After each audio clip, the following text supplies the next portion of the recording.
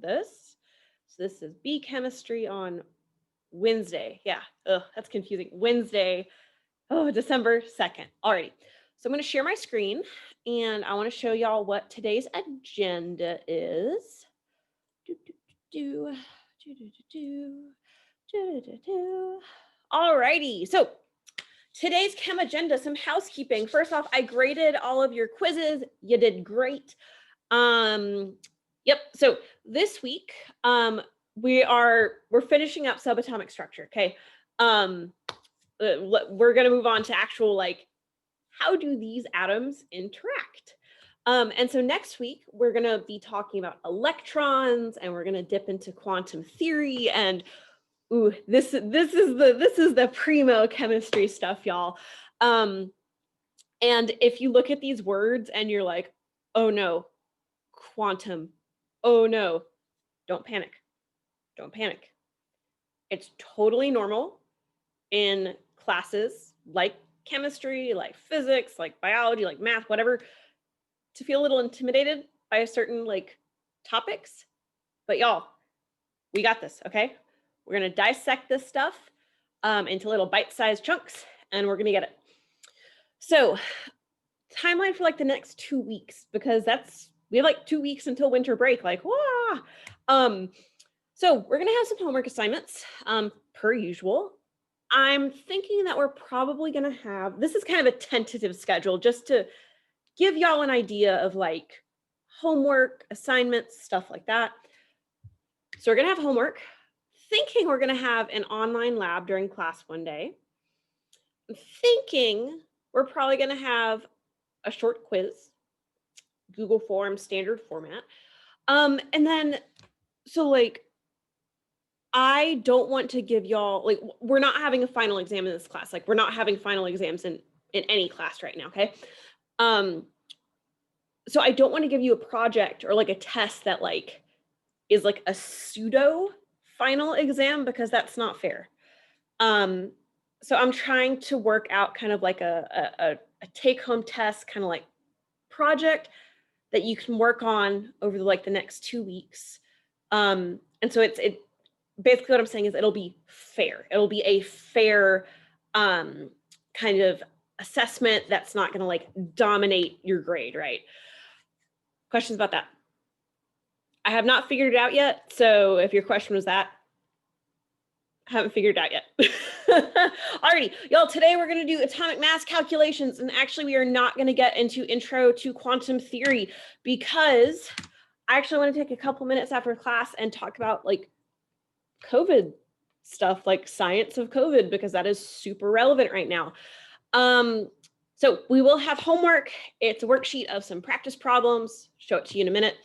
And then since we have this kind of weird like Friday class, like you see me again on Friday, I thought that we could actually talk about like, how do the different COVID vaccines work? Is that something that's like interesting to y'all? Maybe. Okay, well, we're gonna roll with it, okay? I think it's like we're in a chemistry class, totally relevant right now. Alrighty, we ready to get started? We do have some warm-up questions. Woo! Get our brains back into chemistry. So we are gonna do this review. Let me share it with you. Copy link and then go to the chat. I'm gonna put it in the chat. Questions. Feel free to make a copy of this and put it in your folder so you can type on it. So I'm going to put you into breakout rooms. Y'all, this is just review of basically what we did last week. Get your brains thinking about it, okay? And also, so I recognize that I have a good solid core of y'all who always answer my questions, which I am grateful for. But I am going to start calling on people to make it more fair. So yeah. Alrighty. So I'm going to put you into breakout rooms for a couple minutes and then we're going to reconvene. And there we go. Okay. Here we go, create. We good to go to breakout rooms, do the warm-up questions? Yeah? Yeah. Oh, y'all. Alrighty, let's go. Oh my God, one second. It just told me to, oh gosh. One second, it is, there we go.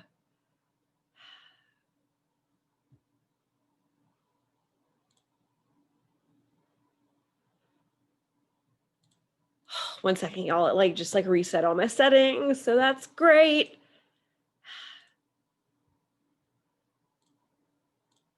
There we go. Okay, here we go. Ready? Go.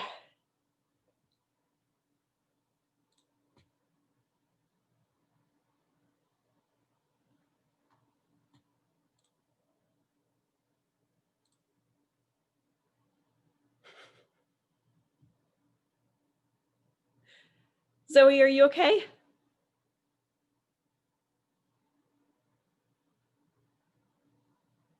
Zoe. Recording. Oops, it's now unpaused. Ooh, dang. Dang it. We have some friends at a conference right now, and without a doubt, whenever I need to record stuff, I forget to click stuff. Anywho, today, come on, camera, focus, camera. Oh my God, sorry, y'all. This is, there we go. What a morning. So we're gonna finish up our talk on the subatomic structure. So like how we look at like the atom, like in its teeny tiny little form. And today we're going to be talking a lot about, sorry, y'all, I don't know why my camera is not auto-focusing correctly. Okay. Today we're going to be talking about, I'm so sorry, y'all. One second. This is like so, it's like bothering me. So I bet it's probably bothering you when it defocuses. All right. What we're going to focus on today is atomic mass.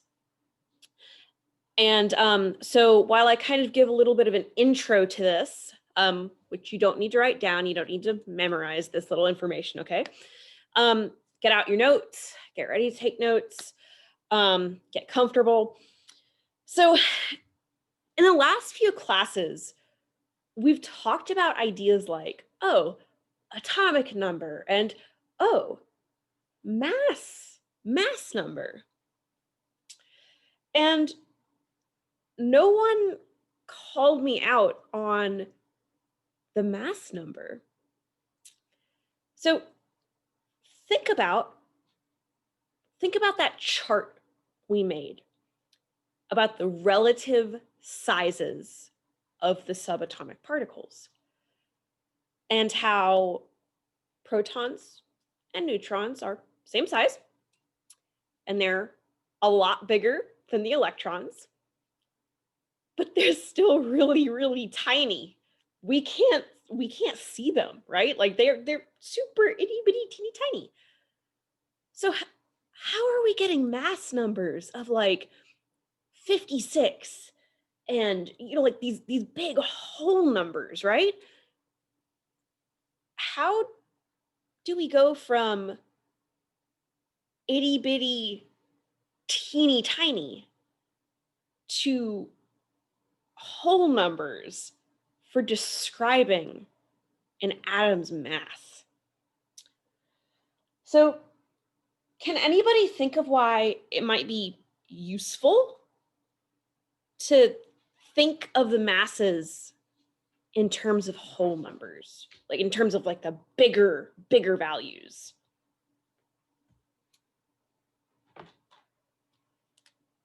Do you remember our talk about scientific notation and how we looked at like how wide the universe is, right? And how I don't want to write 32 zeros every time I want to express the width of the universe. It's the same concept for how we write these masses. It's way easier to write the number 56 or 12. Then write 10 to the minus 42nd, blah, blah, blah, big garbly looking number. So today we're going to talk about how do we get these whole number masses. All right, so that was my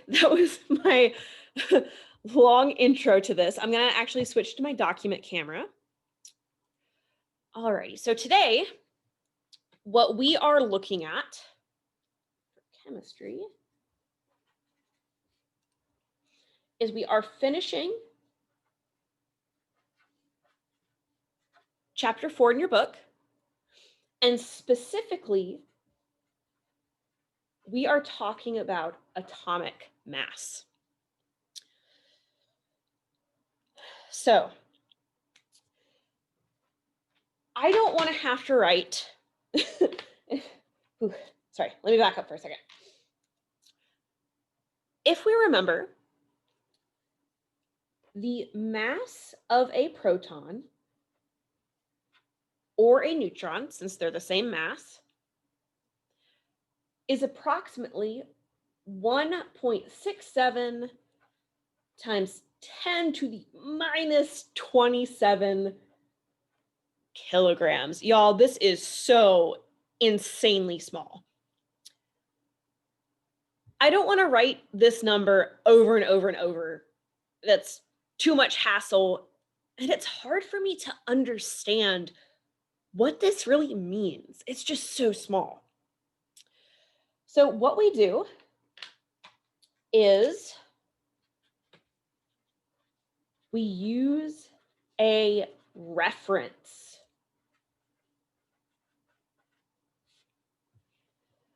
So what we're going to do is take an element and basically say, this element is my comparison point.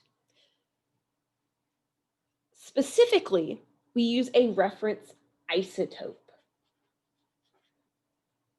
Remember, for a lot of elements, we have a lot of different types of isotopes. So we have to pick one of them to use as our comparison point. The reference that we use, our reference, is carbon 12. So carbon 12 has a mass number of 12. And this is the most super abundant form of carbon on Earth. So basically we just picked a super common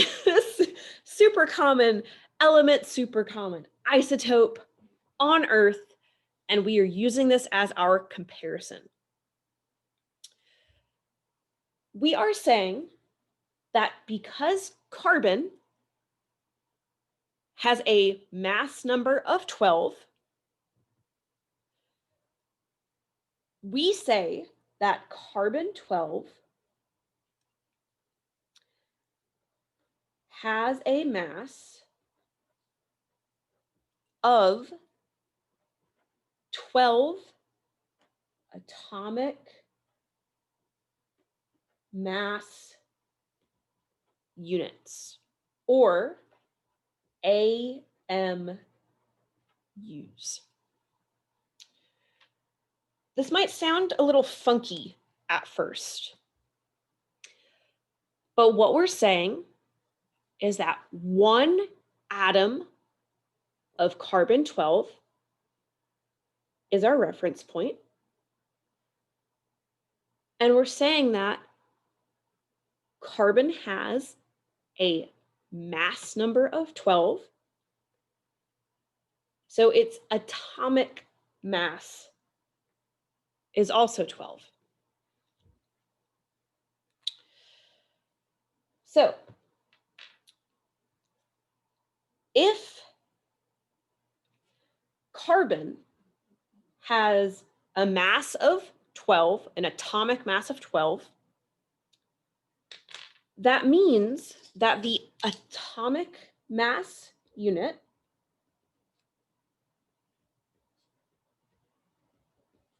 so literally 1 AMU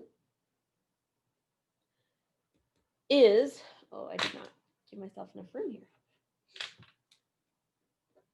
1/12 the mass of carbon 12. This might seem a little redundant. This might seem kind of weird to label it like this, to define it like this. But again, this is just our comparison point. So just like we said, oh, the electron is so much smaller than a proton, we can say, oh, this element or that element has a bigger or smaller mass than carbon 12. Yes, Ryan.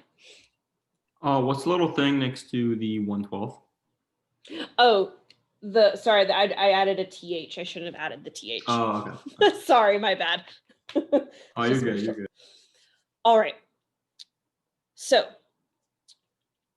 let's actually look at the periodic table right now to make some sense of this, okay? So I know that I gave y'all like a periodic table in a laminated sheet, like way at the start of the semester. It's okay if you can't find it. For any assignment, I will always link a PDF of the periodic table I want you to use. That's because some periodic tables list values more or less precisely. For example, let's look at, I'm going to share my screen. Let's look at this periodic table. So this is the one I've been showing for the past couple classes. And all periodic tables are laid out in the same way, like this hydrogen up at the top left will always be at the upper top left. You know, the elements will always be in the same spot. It's always going to have this same shape. But if we look at the details inside one of the little boxes, so let's look at carbon here. So this has been expanded out so we can read it more easily. We have the atomic number listed in the top left. Then we have the symbol. Then we have the name. And now we have the atomic weight or the atomic mass.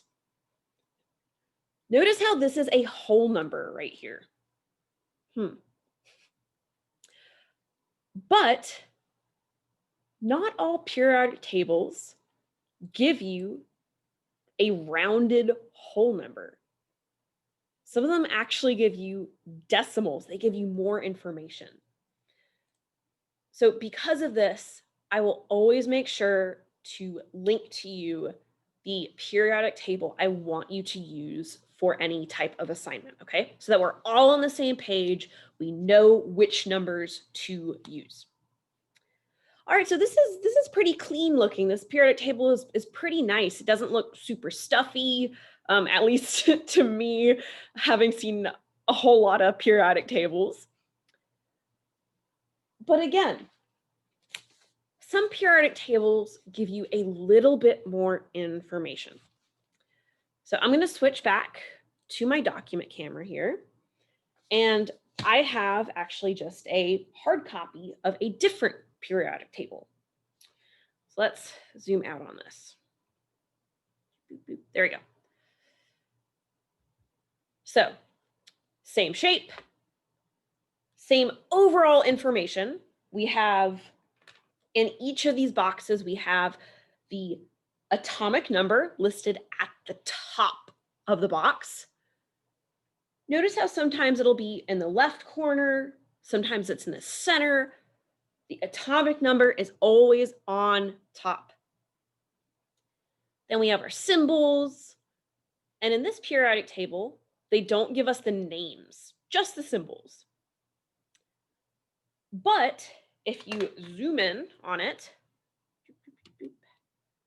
let me focus this. There we go. Ooh, beautiful. Y'all notice that instead of giving nice rounded numbers, this periodic table actually gives us decimal places for for our atomic masses.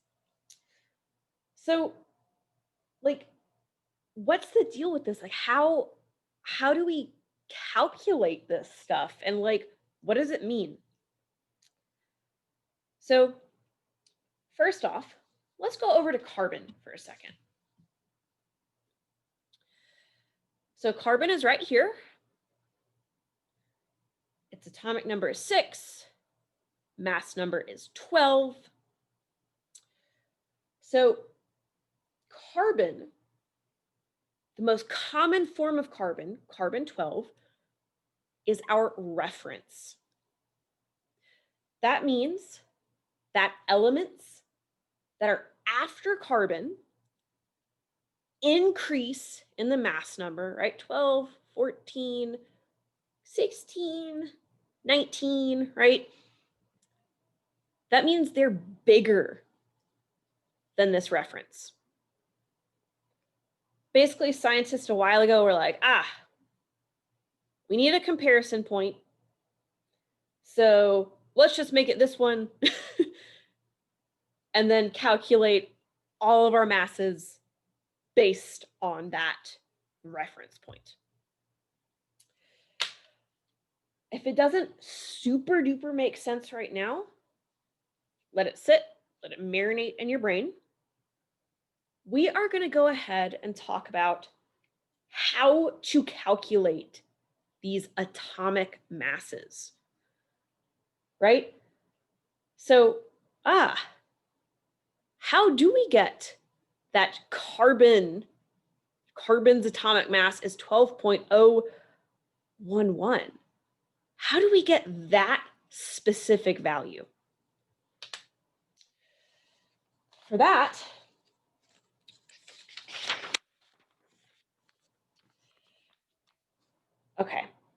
that, sorry, y'all, flipping my notes, can't find the right page.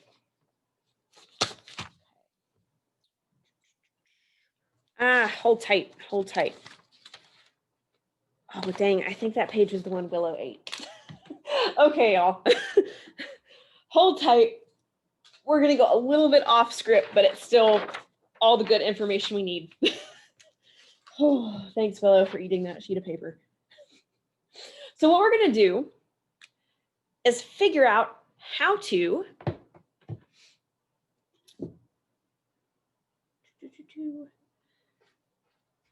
calculate atomic masses. So my question to you is, why are atomic masses not just like clean whole numbers? Does anyone have a guess?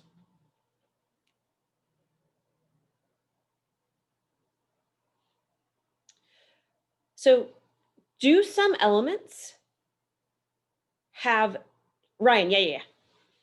Could it be because of the electrons weighing such a small amount?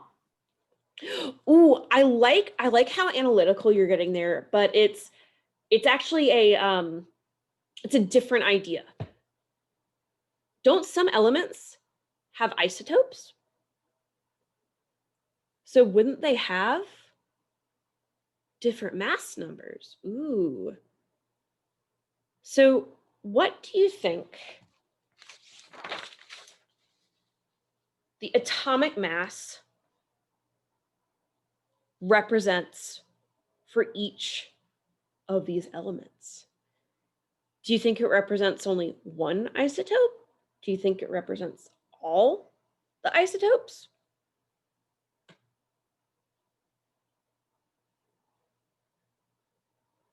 Anyone have any educated guesses there? It's all right if you don't. This is more abstract stuff. So, we include isotopes of each element in our atomic mass. So for example, last time we talked about carbon-12, and we also talked about how there's carbon-13. Okay. So the atomic mass we see on the periodic table is related to how much of each isotope we have on Earth. We'll get more into those details in a second. For right now, I want you to know that for the atomic mass on the periodic table, we are including the different isotopes for a given element. Remember, they have different mass numbers.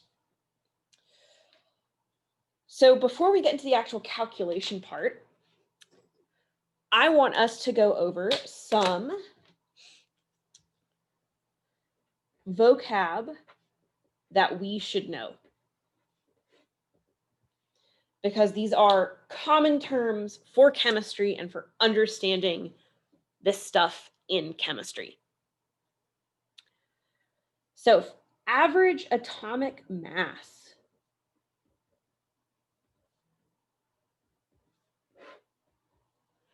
Just like the name implies, we are taking an average. Specifically, get a different pen here. Specifically, the atomic mass is the mass of an element calculated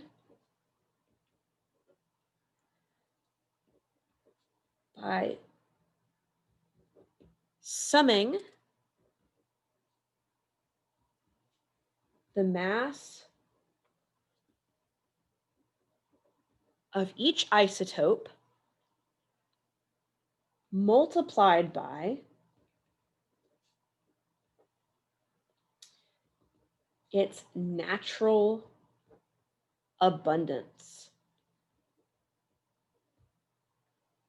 And specifically, we're talking about on Earth.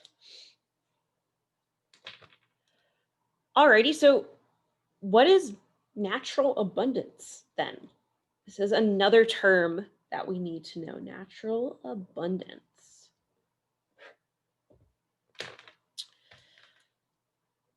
Natural abundance is how prevalent, so how common an isotope is, specifically on Earth. All the stuff we're talking about for now is on Earth because that's where we live. So this is generally expressed as a percentage.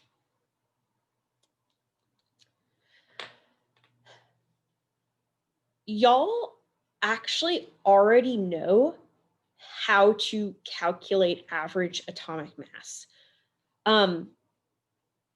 In your math classes, you've actually already used this type of math before. We're just kind of adding some chemistry names to it. So it sounds a little different, but we've already been exposed to this concept.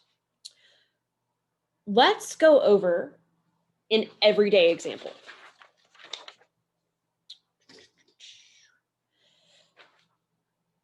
So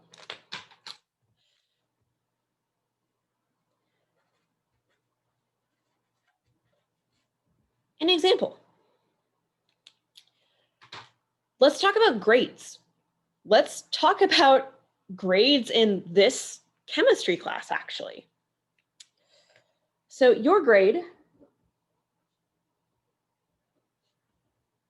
is a weighted average. Weighted average.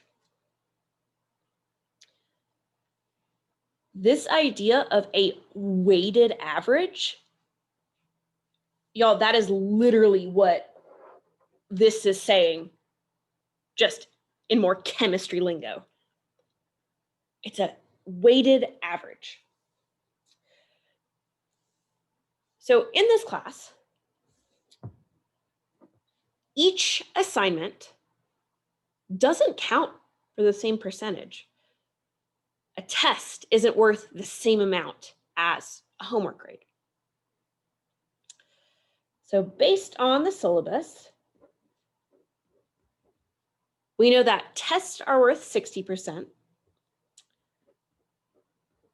labs are worth 25%, and homework is worth 15%. So you already know that the tests carry more weight, right? The grade you make on tests influences your grade more than a homework grade. Think of it kind of like tug of war, right? That test is tugging more than the homework. So in your math classes, when you need to multiply a percentage, what do you normally have to do to it first? What do you have to convert it into?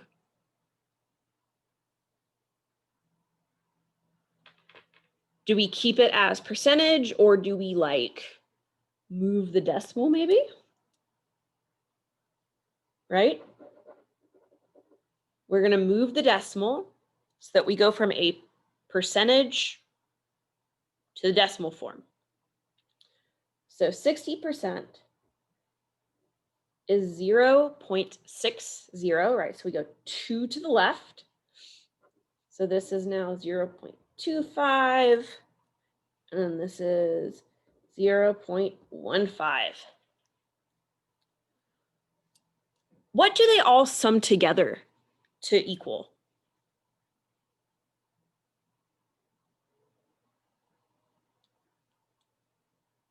Ryan, yeah. 1. Good. So all of these weights sum together to 1, or we can think of that as 100%.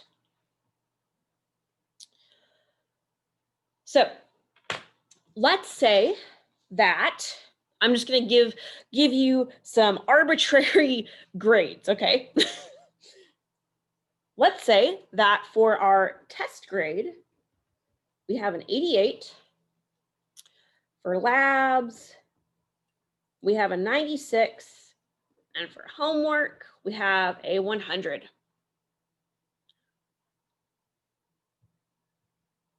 How do I find the weighted average of these scores given this grading breakdown? So what do I multiply 88 by?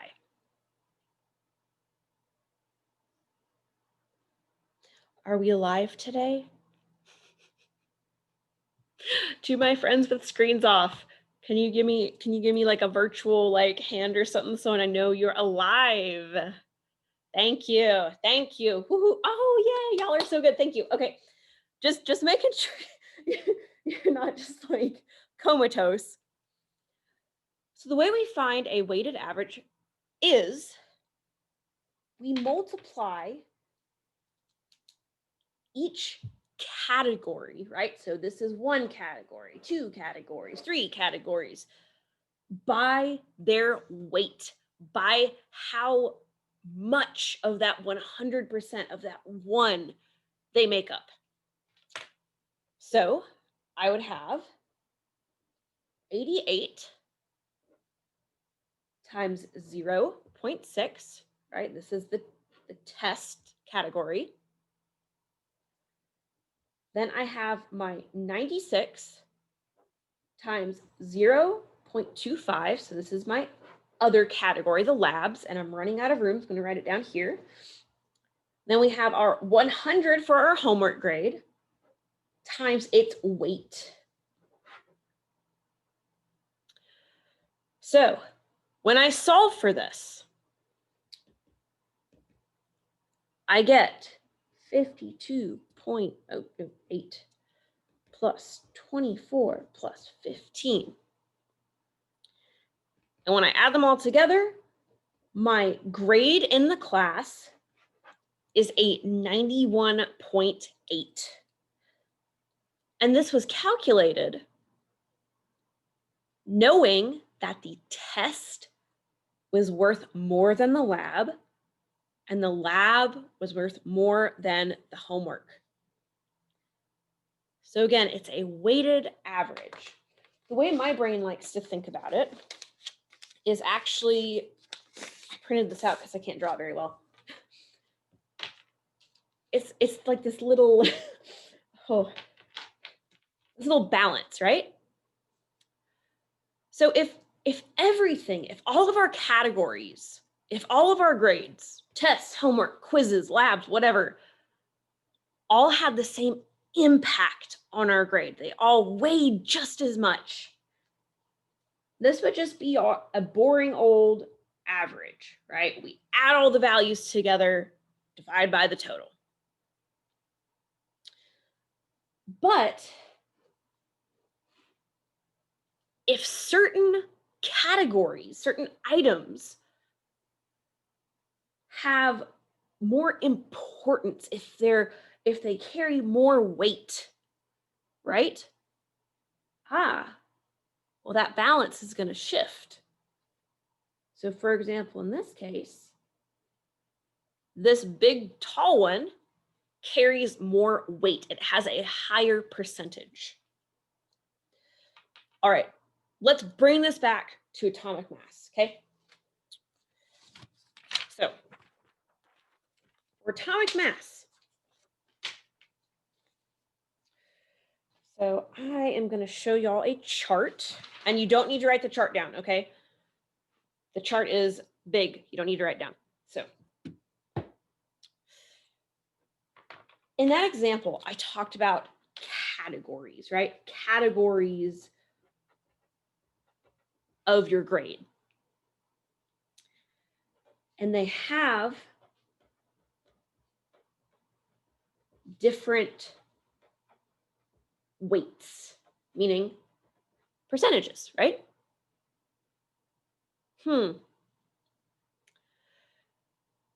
Y'all, imagine that these categories for an element are the different isotopes of an element. And they have different weights, like how much they contribute to our calculation, because they are not found equally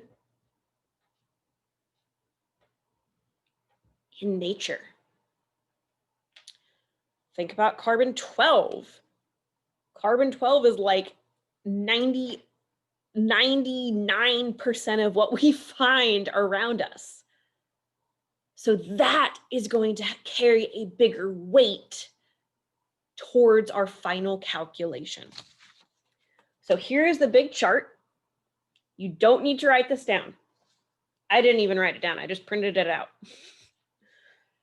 This is the percent abundance, so our percentage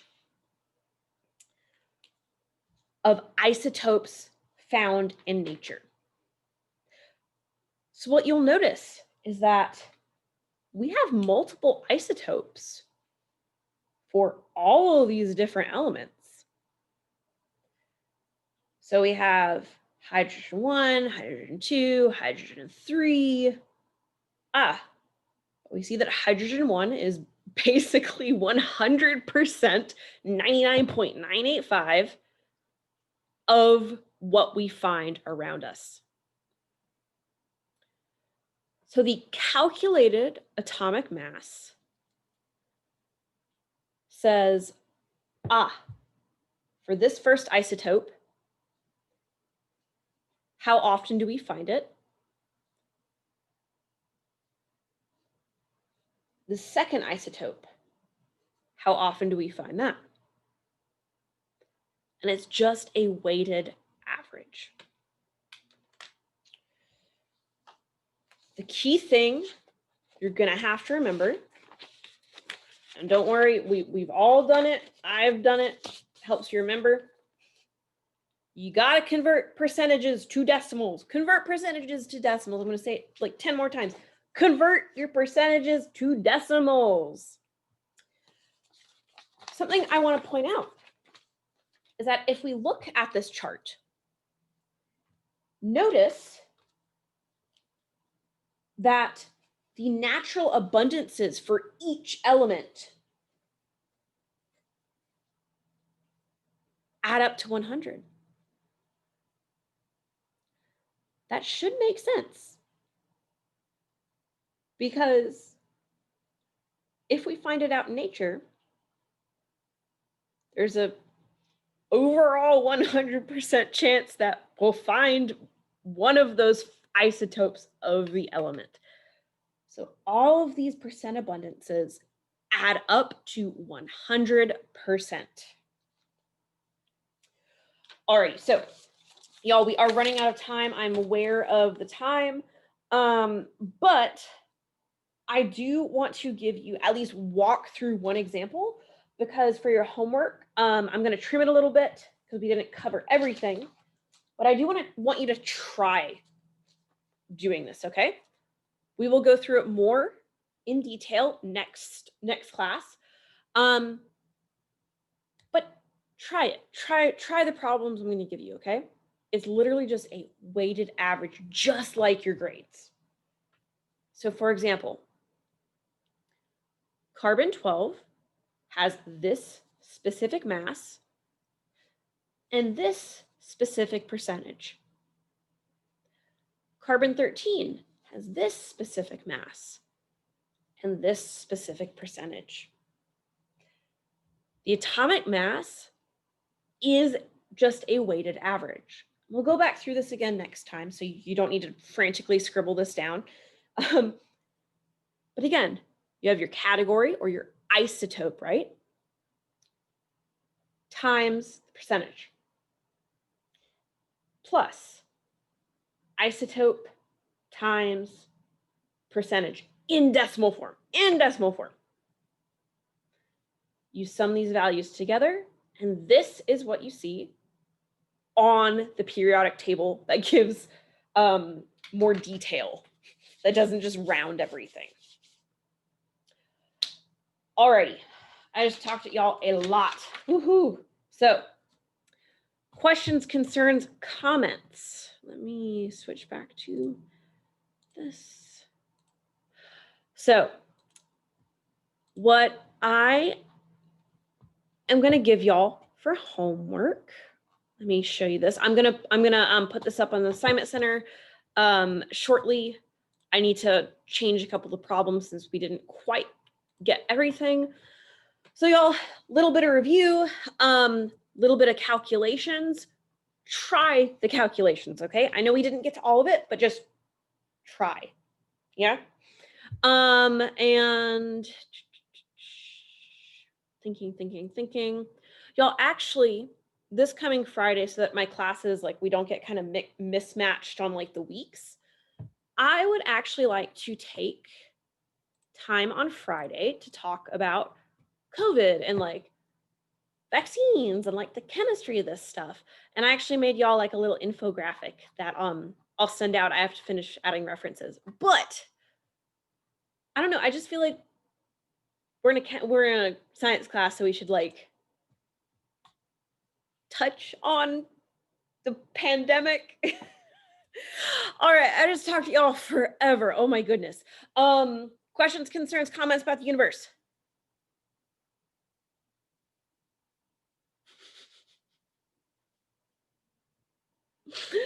Alrighty, y'all. Thank you so much for your attention. Alrighty, we will reconvene on Friday. Have a good rest of the day. Thank you. Thank you. Thank you.